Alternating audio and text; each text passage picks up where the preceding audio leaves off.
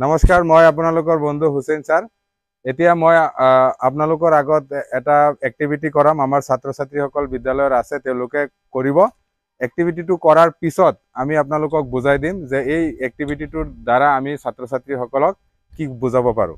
তে ইয়াতে চকী 10টাকে চকী ৰাখিছোঁ, 2জন প্ৰতিযোগী আছে আৰু বাকী ছাত্ৰ ছাত্ৰীসকলে তেওঁলোকে চাব, দৰ্শক হৈ আছে।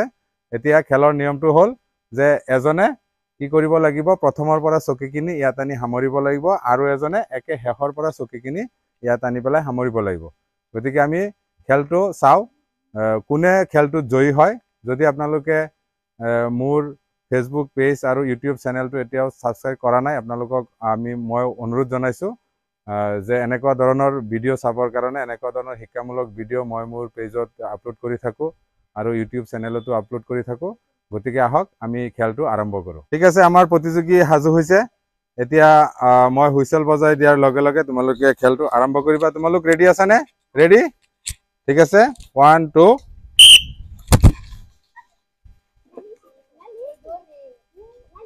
ঠিক আছে, তোমালোকে কৰি থাকা।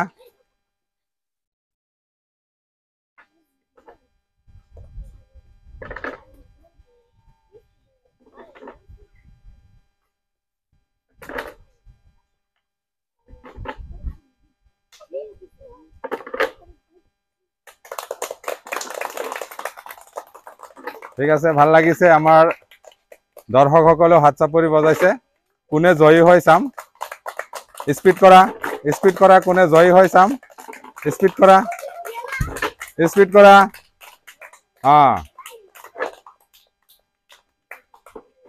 তুমি অনাগৈ যোৱা। এতিয়া কোন জয়ী হৈছে? হালিমা জয়ী হৈছে। হালিমাৰ কাৰণে এটা হাত চাপৰি মাৰি দিয়া। আৰু লাইলিমাও ট্ৰাই কৰিছিলে, হয়নে? এতিয়া চোৱা, লাইলিমাই পিছৰ পৰা চকীখিনি, এতিয়া চোৱা একেটা কাম দুয়োজনে কেনেকে কৰিছে, ভাগে ভাগে কৰিছে কামটো, হয়নে? আমাৰ হালিমাই কি কৰিছে, প্ৰথমত কষ্ট কৰিছে, অলপ দূৰৰ পৰা চকী আনিছে, হয়নে নহয়?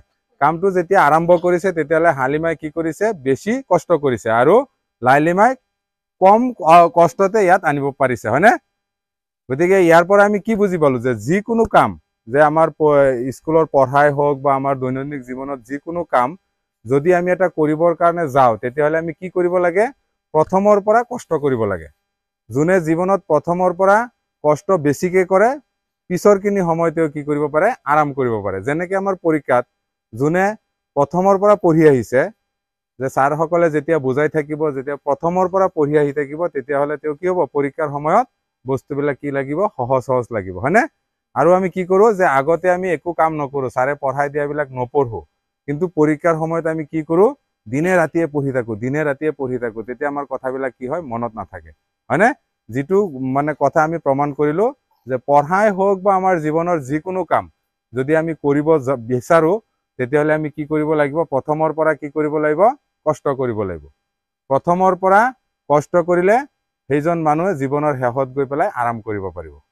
ঠিক আছে, ভাল লাগিছে? গতিকে সকলোৱে এটা হাত চাপৰি মাৰি দিয়া দুইজনৰ কাৰণে।